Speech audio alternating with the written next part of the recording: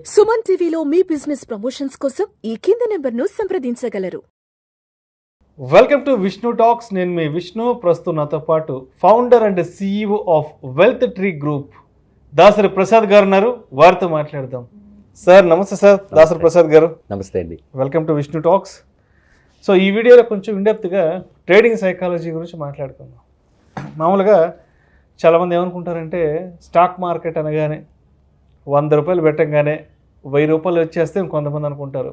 ఇంకొంతమంది అనుకుంటారు 100 రూపాయలు పెడితే 100 రూపాయలు గల్లంత అయిపోతుందని కొంతమంది అనుకుంటారు. కాబట్టి సో స్టాక్ మార్కెట్స్కి సంబంధించి రకరకాల దృక్పథాలు, రకరకాల కోణాలు ఉంటాయి, అందరి ఆలోచనలు. కాబట్టి స్టాక్ మార్కెట్లోకి వచ్చి ట్రేడింగ్ చేయాలి, లేదంటే ఏదైనా లాంగ్ టర్మ్ ఇన్వెస్ట్మెంట్స్ తీసుకోవాలనుకున్నప్పుడు ఒక ట్రేడర్గా కానీ లేదంటే ఒక ఇన్వెస్టర్గా మన సైకాలజీ అనేది ఏ విధంగా ఉండాలి, మనల్ని మనం ఎలా బ్యాలెన్స్ చేసుకోవాలంటారు మన ఆలోచనలు అసలు?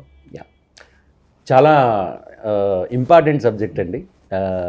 అండ్ బేసిక్గా ఫస్ట్ పాయింట్ ఏంటంటే చాలామందికి మీరు అన్నట్టు అవగాహన, అంటే స్టాక్ మార్కెట్ అనేది అసలు ఏంటి అనే అవగాహన లేని వాళ్ళు ఎక్కువ మంది వచ్చిన వాళ్ళు ఉన్నారు మార్కెట్లోకి. స్టాక్ మార్కెట్స్ ఒక బిజినెస్ అనే అవగాహన ఫస్ట్ ఆఫ్ ఆల్ రావాలి. So what is the business of stock markets? Stock markets is the business of understanding businesses. అంటే చుట్టుపక్కల ఉన్న బిజినెస్లను అర్థం చేసుకుని వాటిలో పెట్టుబడి పెట్టే బిజినెస్సే స్టాక్ మార్కెట్. సో ఈ ప్రాసెస్లో ఒక బిజినెస్ మ్యాన్ ఎట్లా ఆలోచిస్తాడు? మెయిన్ ఒక బిజినెస్ మ్యాన్ జనరల్గా చూసుకుంటే మనం వాళ్ళు ఏం చేస్తారు, ఒక బిజినెస్ స్టార్ట్ చేయాలంటే ఫస్ట్ చాలా రీసెర్చ్ చేస్తాడు. 1-2 ఏళ్ళు స్టడీ చేస్తాడు ఆ బిజినెస్ గురించి. ఆ తర్వాత ఏం చేస్తాడు, ఎంతో కొంత ఇన్వెస్ట్మెంట్ రెడీ చేసుకుంటాడు. ఆ తర్వాత బిజినెస్ స్టార్ట్ చేసి రెగ్యులర్గా రోజుకి 15 గంటలు 16 గంటలు కష్టపడతాడు. అప్పటికి కూడా ఆయన ఎక్స్పెక్టేషన్ ఏంటంటే ఒక 1 ఇయర్ తర్వాత ఆయనకి డబ్బులు రావడం స్టార్ట్ అయితే చాలు అనుకుంటాడు. మరి స్టాక్ మార్కెట్లో అందరూ అదే చేస్తున్నారా? చేయరు. ఈరోజు డిమాట్ అకౌంట్ ఓపెన్ చేసి ఈరోజు డబ్బులు వేయంగానే రేపటి నుంచి డబ్బులు వచ్చేయాలి. ఫస్ట్ పాయింట్ ఇది. సో స్టాక్ మార్కెట్లో సక్సెస్ అవ్వాలంటే ఎనీ బిజినెస్లో చేసిన అంటే నాలెడ్జ్ అండ్ స్కిల్స్ ఎలా మిగతా బిజినెస్లో డెవలప్ చేసుకున్నారో ఆ స్కిల్స్ డెవలప్ చేసుకోకుండా సక్సెస్ అవుతాం అని అనుకుంటే అది అపోహ. ఫస్ట్ ఆఫ్ ఆల్ ఎవరైతే సక్సెస్ అయ్యారో వాళ్ళు ఎవరు స్కిల్స్ అండ్ నాలెడ్జ్ డెవలప్ చేసుకోకుండా అవ్వలేదు. ఈ రెండింటి కంటే కూడా చాలా important trading psychology or emotional balance అని చెప్పచ్చు.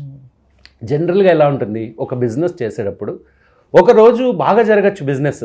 ఆ రోజు అయితే మనం వెళ్ళిపోయి ఓకే బాగా జరిగింది కదా అని చెప్పి సెలబ్రేట్ చేసుకోము. ఒకరోజు బిజినెస్ జరగకపోవచ్చు, కానీ ఆ రోజు డీలా పడిపోయి అరే మొత్తం పోయిందని అనుకోము. సో మనం ఏం చేస్తాము, ఒక బ్యాలెన్స్ సైకాలజీ మైండ్తో ఒక బిజినెస్ని కంటిన్యూస్గా కొన్నాళ్ళు చేస్తూ పోతాము, రిజల్ట్స్ వస్తాయనే ఒక మంచి ఆశతో.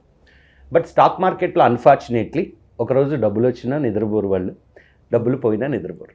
This is what is going to happen. అంటే మన ఎమోషన్స్ అనేవి మన డెసిషన్స్ని ఇన్ఫ్లుయెన్స్ చేయడం వల్లే మ్యాక్సిమం పీపుల్ స్టాక్ మార్కెట్లో డబ్బులు పోగొట్టుకుంటారు. ఆ ఎమోషన్స్ రకరకాలు ఉన్నాయి. ఒకటి వచ్చేసి మెయిన్ ఎమోషన్ వచ్చేసి గ్రీడ్.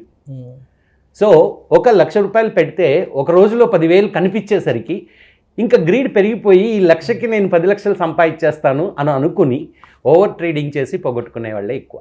So number 1. రెండోది, పొరపాటున చిన్న లాస్ అయితే లేదా మార్కెట్ వాళ్ళు అనుకున్నట్టు అవ్వకుండా కొంచెం కిందకు వస్తే ఇమీడియట్గా మొత్తం ఇంకేముంది ఈ పర్టికులర్ మార్కెట్లో నాకు చేయడం అనేది చాలా కష్టం అని చెప్పి ఫియర్లోకి వెళ్ళిపోయి ఒక మంచి ఆపర్చునిటీస్ని కూడా యూటిలైజ్ చేసుకోకుండా ఉండే అవకాశాలు కూడా ఉంటాయి. అంటే ఈ గ్రీడ్ అండ్ ఫియర్ ఈ రెండు కూడా మనుషుల్ని యాక్చువల్గా చెప్పాలంటే ఒక మంచి బిజినెస్ని అలా చేయనీయకుండా చేస్తాయి. It's human psychology.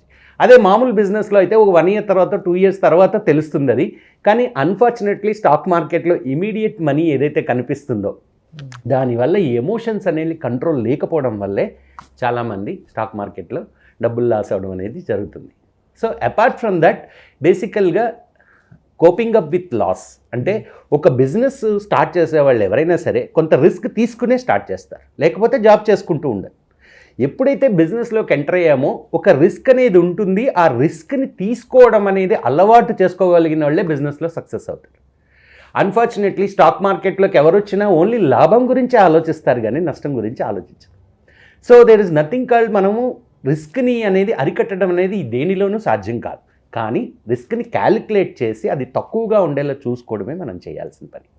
So stock మార్కెట్లో కూడా వీలైనంత వరకు first of all knowledge and skills develop చేసుకుని and proper money management and risk మేనేజ్మెంట్ని అలవాటు చేసుకుని ఒక పోర్ట్ఫోలియోని ఎట్లా బిల్డ్ చేసుకోవాలి, దాని రిస్క్ని ఎట్లా మినిమైజ్ చేసుకోవాలి అండ్ ఎలా చేయాలి అనే ఒక ప్రణాళికతో ముందు అసలు బిజినెస్ స్టార్ట్ చేసి ఆ ప్రణాళికని యాజ్ ఇట్ ఈజ్ ఇంప్లిమెంట్ చేసి దాని నుంచి సక్సెస్ వైపు వెళ్ళిన వాళ్ళే ఈ స్టాక్ మార్కెట్లో సక్సెస్ అవుతారు. Unfortunately people don't take it as a business, అది ప్రాబ్లం.